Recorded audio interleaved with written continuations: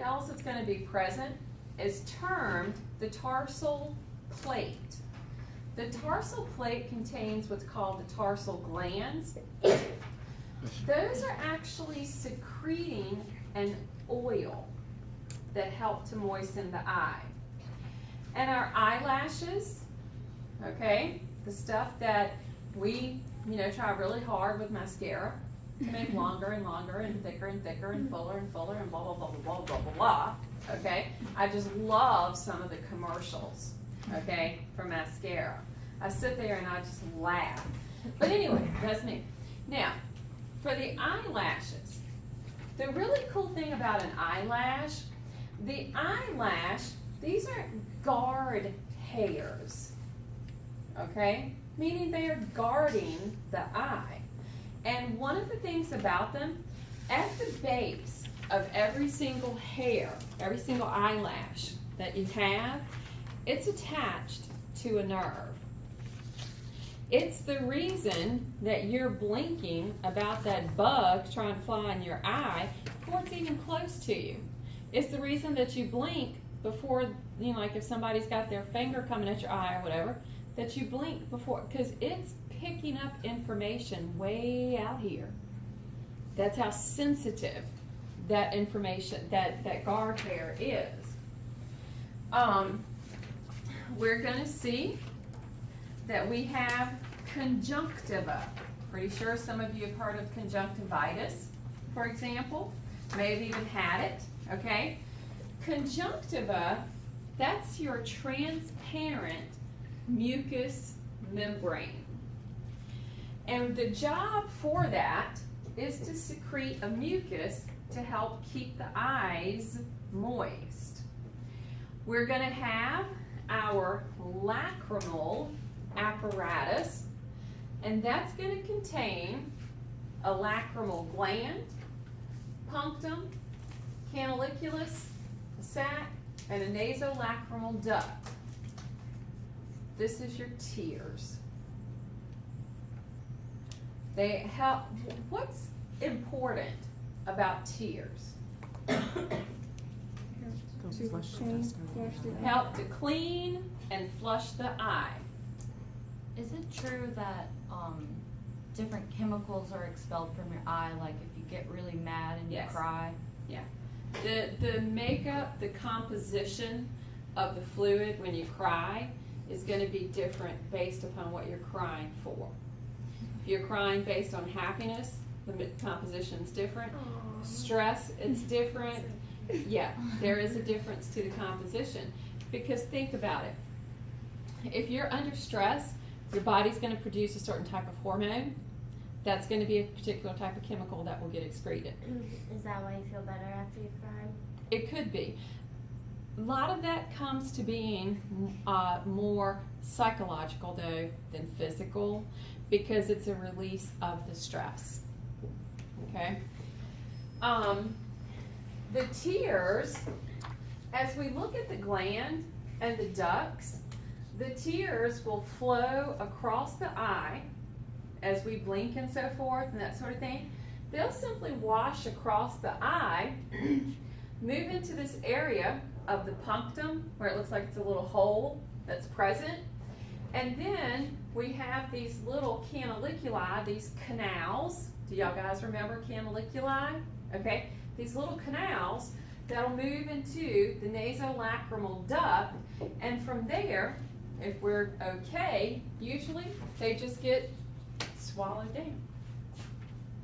If we're crying, tend to get all this stuff built up, and we have to get the tissue, and we have to. All right, so we might have to blow all the stuff out. Okay. So those tears that are coming down your nose? Well, it's going to be fluids.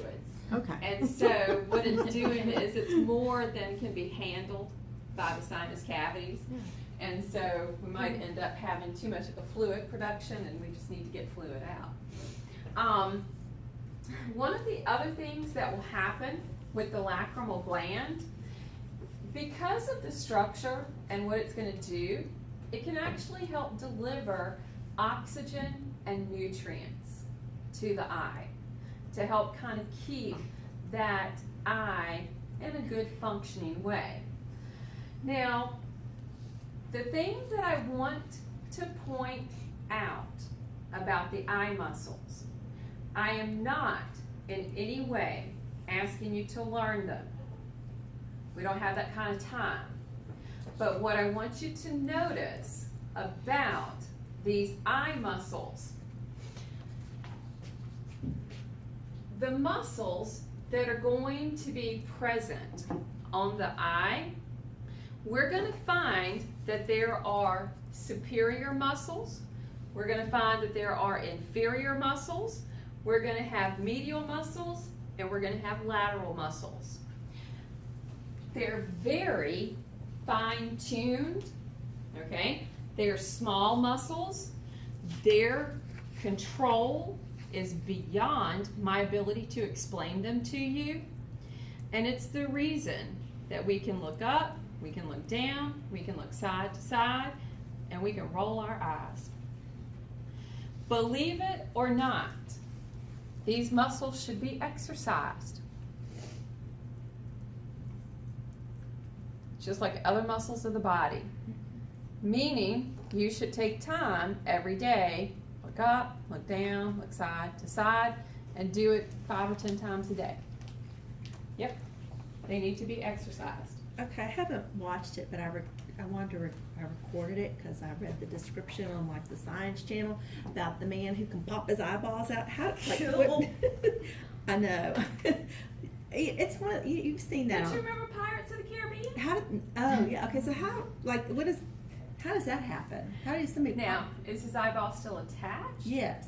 to the muscles? Yes. That's a lot of stretching of muscles and nerves and. Ugh. I don't know. Send me the link for the video and I'll watch it. Okay. I have to People with put that, it on TV. that disease, Graves' disease. Now, that's going to be a situation of where the eyes are going to bulge out the sockets. Now, whether that means bulging out completely, I don't know.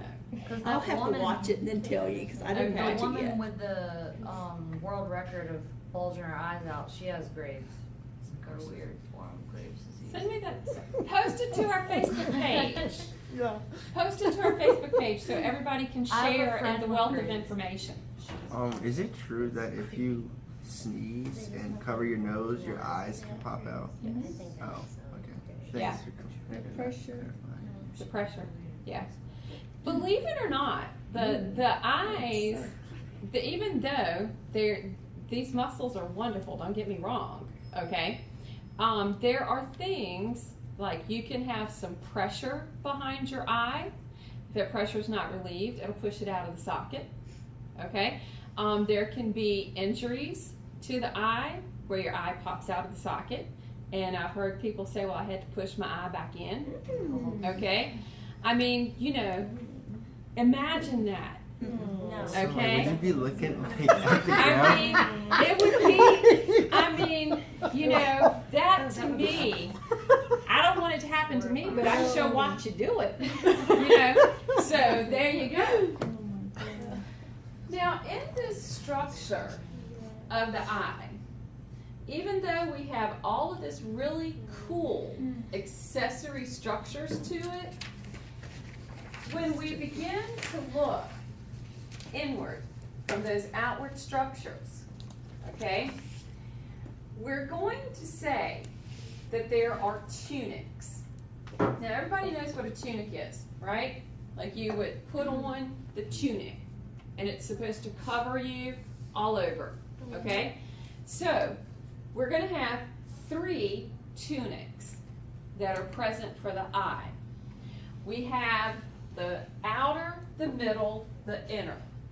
When we look at these tunics, when we begin to look at the eye, and we have this really tough outer portion, the white, okay, of the eye, that is your fibrous layer. Termed fibrous because it's fibrous, all right? So it's also known as the tunica fibrosa. Under that tunic, we're going to find our sclera, and as we move around and around, in the front right here, the cornea. So this would be our outer tunic. The middle tunic is vascular. What do you think of, hopefully, when you hear that term? Vessels.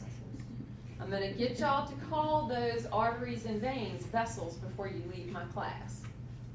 Okay, so the vascular layer is going to have the vessels, a very, very good blood supply.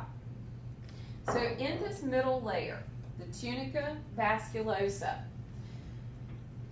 we're going to find a choroid, a ciliary body, and the iris. Our iris is responsible for controlling the diameter of the pupil. So if we begin to come over here and look, we're going to see the iris running this direction. And right here, the pupil. Okay? Now, in the iris that they're showing right here, we got some stuff that looks very stringy. Okay? That's going to be what helps to control the pupil. All right? They're showing the cutaway right here of the middle layer, kind of giving us the view of having the blood supply, making it red. The iris makes the pupil dilate and contract. Now, hold on to that thought. Okay, we're going to find out why. Okay? This inner layer that they're representing with the yellow, okay? This one, tunica interna, internal, okay? That's our retina. So they're trying to show this whole great big yellow area being our retina. And then the beginning of our optic nerve. Note, they're showing this really nice blood supply going into this vascular layer, into the eye, okay? And then our very huge, do you guys remember when we looked at the base of the brain? That optic chiasm and how thick and huge that nerve was? That's this, okay? Trust me, thick and huge.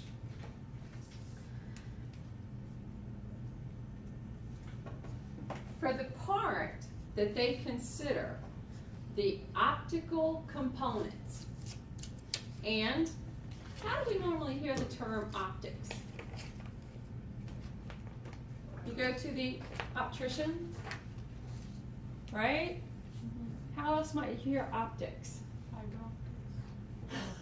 I think of like optical stores for the glasses. You know? Okay. Vision. Okay. The optical components, transparent elements. Transparent elements.